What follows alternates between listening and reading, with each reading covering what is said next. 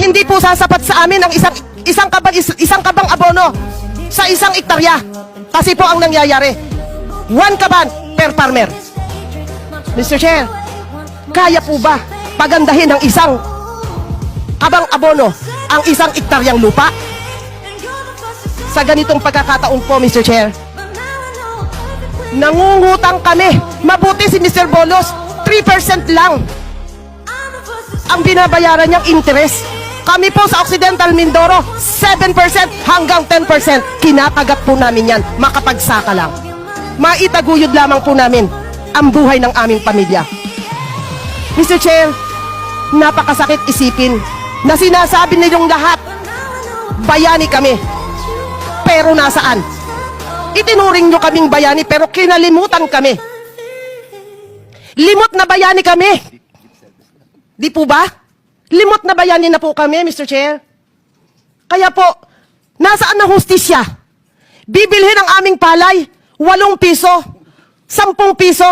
Kumain ka sa Jollibee, kumain ka sa McDo. Magkano ang isang kakapiranggot na kanin?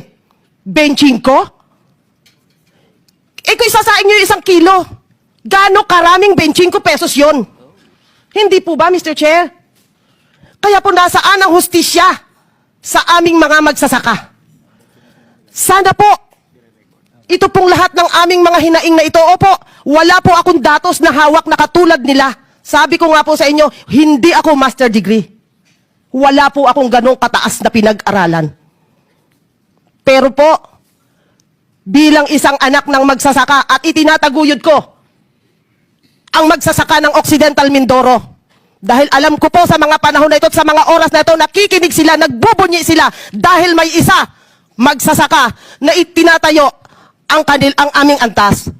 Mr. Chair, sana po darating ang oras na maipadala namin ang aming mga hinaing, ang aming mga nais pang mangyari para sa aming hanay.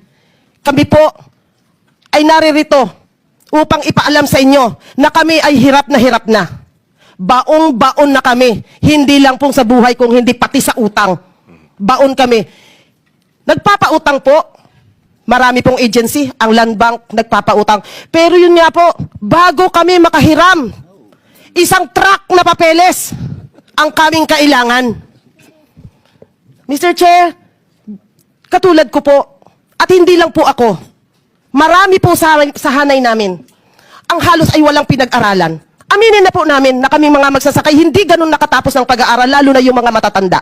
Wala naman hong usapin dito kung Opo, nag-aaral kayo. Hindi. pero yun- Kaya nga ho kayo naririto dahil